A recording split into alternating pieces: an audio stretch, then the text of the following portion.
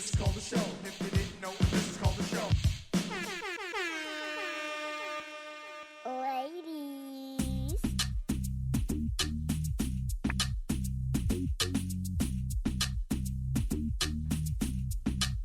Happy Thursday.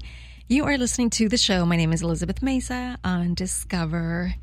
And I am so excited because I've got my girl who returned back, Lisa Ann. And I'm so always happy to have her. It's like, I'm not going to kid you. Like, I stepped out to the lobby to get her. And I looked at her and I was like, wait a minute. No. Let me rewind it back. Because when I first had her and then having her cut to now, which was, I think it was like a couple months ago. Yep, it was in February. Yep. February? Yep, I think it was in February. February, right? Yes. And then like I went and I saw her. I was like, wait a minute. Like, what the hell are you doing? Because you look so fabulously amazing. Like, you look great. Yeah, well, you know, I knew I was going to shoot some new pictures. So what the pressure with me with new pictures is always like the camera adds so much weight. You're going to be in a bikini, so you're really showing yourself. So at that point, I knew I wanted to just shave off that last like 8 to 10 pounds. Yeah. And I did that between March and April. And then when I shot my first photos, I shot again the next month. And I was like, you know what? I'm just going to keep it off and I'm just going to stay in this routine. I switch up my workouts every month. So that gives me a variety. Yeah. And I really do realize that weights helps. It's so important, right? Because you're going to get more definition. You're going to burn more calories from doing weights. So I've just stuck with it. And now I'm living like bikini ready at all times. Oh my God. I'm so jealous, but I'm so jealous in a good way. So jealous in a good way. Yeah, Thank you. It's I feel like, great. Oh my God. It's like, I love your body. Thank you. I'm like, it's like right now, okay, she's sitting on the chair right now, and it's like anything she does, like just like she's sitting her arm on the armrest, and you could see the definition of her arms, and I'm just like drooling over it. I can teach you every single arm exercise that I do. There's a great variety, but it's Really? yeah. Do We'll hit you the gym okay? So together. do you do the actual machines, or do you do like free weights? I do all free weights because you're this in the same boat as me. I'm 5'2". I feel like I put so much time into adjusting the machine to being the right size for my Yeah. body that it never gets me where I want to go. And I feel like doing more free weights gets you more of that core workout because you're always balancing yourself. Yes. So I don't really, and also the way my gym is set up, I can stay in the neutral zone. All the boys are over by the machines, and I can stay upstairs by the cardio. There's just enough equipment. There's a stepper, there's a ball, there's all the weights that I need, there's kettlebells, and it's like that I really don't have to like, you know, blend in with anybody Yeah. else. I can just do my own thing. I wear a hat, got my ear, my little beats in, and I'm good to go. How many days a week do you work out? 5. Wow. Sometimes I'll do 6. And But- do you do it for like an hour? I do at least an hour. Okay. And I try to break that up. So I do a little bit of cardio when I start. I do my weights. And then the key is riding the bike after you've done weights. Because after your lactic acid is released from lifting and you get on that bike, you burn twice as many calories as you would have if you got on the bike beforehand. And then I throw in a spin class here or there. Yeah, just try and stay on it. Oh my God. Okay, I'm learning something new because I always get on the bicycle before. I do it before, but I only do it for like 10 minutes before. And if I want to trim down, I'll do it for 20 more minutes after. Damn, I It's need the to do this. afterburn. Try it and see the difference. Just try it for like a couple of weeks and see Yeah. the difference. And I use that as my time. So I've started some new habits. And one of my habits is once I'm doing my cardio, I check my messages, I do my emails, I put my phone down during weights, and then I get back on the bike and I am able to tweet a little bit and go through some messages and get some work done. And then I completely turn my phone off for an hour. And that's midday, and it gives me time to get in the shower at the gym, sit in the steam room, put my makeup back on, get ready to go out and about. And I don't turn my phone on usually again until I get home and I've had my lunch. Wow. So that gives me a mental break. Yeah. And so I feel like that extra bit of time on the bike gives me time to like catch up before I'm going to go silent. And I just think that we've all just become to the point where our phones control so much of our daily activity. And I'm reading a great book right now called Irresistible. And it's about internet addiction Oh my God. and technology addiction. And that's what made me think about it. Like when our parents were young and they took a lunch break, it was an official lunch break. No one called them during their lunch break. They didn't have an email to answer. They actually stopped. And if you remember, our parents' generation would actually drive home for lunch if they lived close enough to work. Yeah. And they'd have a home cooked meal and they'd take that full hour. And now all of a sudden we've gone to a half an hour for our lunch break during the day and we're on the phone the whole time. So I've just decided like, I want to see what it feels like to get back to that. It's nice. You know, it's so true. Like, we always have to get back to basics, because today my son had a dentist appointment earlier. Okay. And, you know, we, like, between, like, being in traffic and, you know, arriving late to his appointment, of course, that pushed everything behind. So he didn't get, like, they didn't see him until a little bit later than what they should have. My point to that is that I didn't bring a charger. Normally, we carry the chargers with us everywhere for the phone. And you have to have one with you at all times now. Yeah. So that was the interesting thing about it, that it's like, you know, it's crazy how we cannot live without the phone. Right. We literally were driving back home, like, my son's phone died. And He's devastated. He was devastated. That's He's like, life Mom, support. Yeah. What's he supposed to do now? Is he supposed to talk to you? Look out the window? Who would do that? Right. And he was, Mom, he goes, I need to log on my Snapchat with your phone. I'm like, excuse me? I'm like, I have And 15%. Snapchat, so you know, drains your battery more than any other app I've ever had, because since I downloaded Snapchat, my battery dies so much faster. Oh my God. Yeah. So he's like, Mom, I need to download, you know, and he's like, I need to log into my, you know, Snapchat with your phone. And I was like, I have 15%. He's like, I'm just going to do it real quick. And as soon as he log on, my phone went from 15% to 1%. Yep.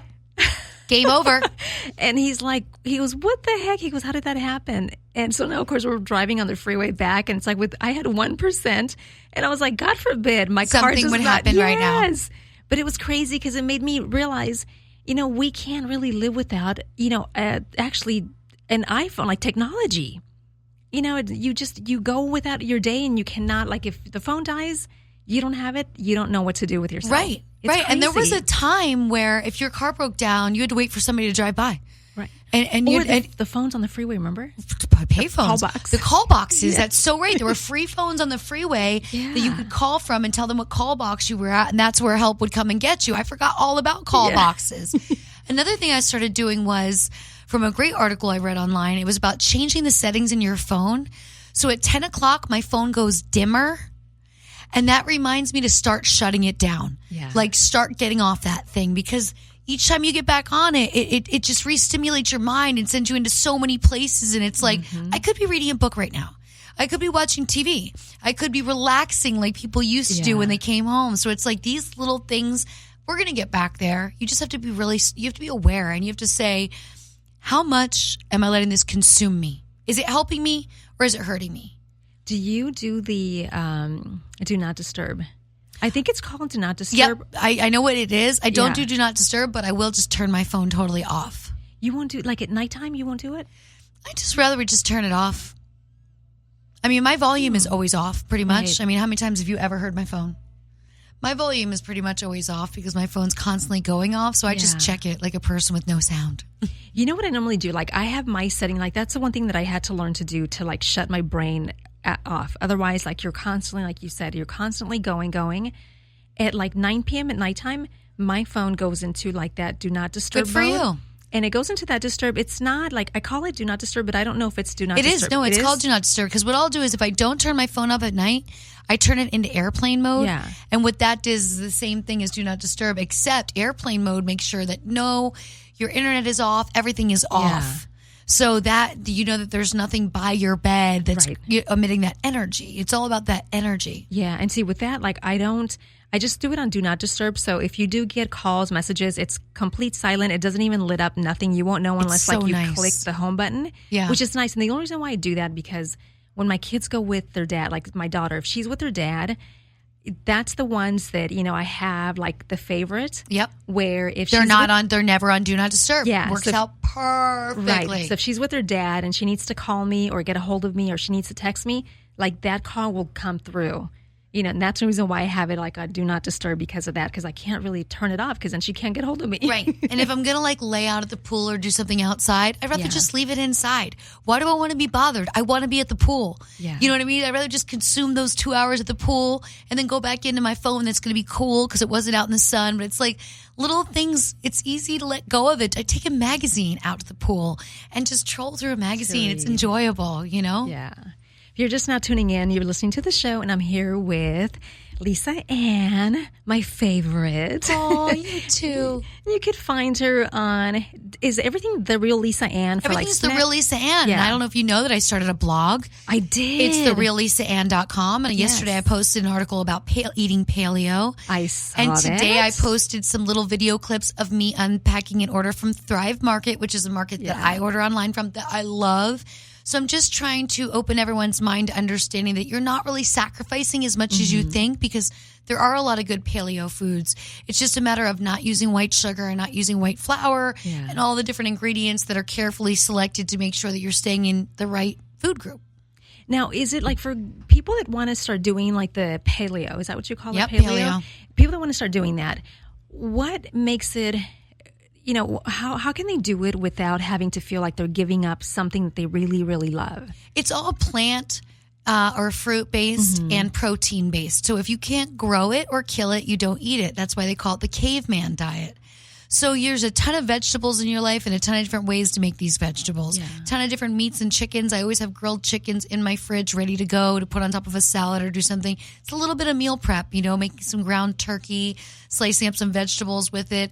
And then when it comes to shopping, if you go to a store like Thrive, you can click paleo and it's going to give you what kind of pancake mix you can buy that's still in the paleo lifestyle, what kind of crackers you can have. So there are a lot of different things that just make sure the ingredients are right. Now, speaking of ingredients, what about oatmeal? There's paleo oatmeal. Yeah, so it's going to be made with like flax, and it would just have a little bit of different ingredients in it, but you can do it The reason why I ask, because it's grains and it grows. yeah, my sister just showed me how to make pancakes with, she adds like oatmeal, milk, eggs, and cinnamon. Oh, and peanut butter. I know what she's doing. Yeah, that's close to a very simple recipe. I watched the recipes online that are like edited so beautifully, and they show you how they make everything in the blender and then pour it out and make these great pancakes. That's all natural. Think about what she's doing. She's eliminating the box of pancake mix that's preserved and sitting on the shelf, and she's creating something that's probably delish. Yeah, so I was thinking, I was like, like this is like a healthy thing to eat. It's a healthy thing to eat, so I do made it. Yeah, so I made it this morning, and I was like, okay, this is going to be like my thing to eat where I don't feel like I'm guilty. And the protein is, you're getting your protein from the peanut butter. You're getting your healthy grains from the oatmeal, which is natural as well. And she's using eggs, which we all need our protein from our eggs. That's great. And the cinnamon. So would that be considered like in that paleo? Yep. Yep, Okay. that would be considered safe. And I think people feel that you're having to subtract so many things you love.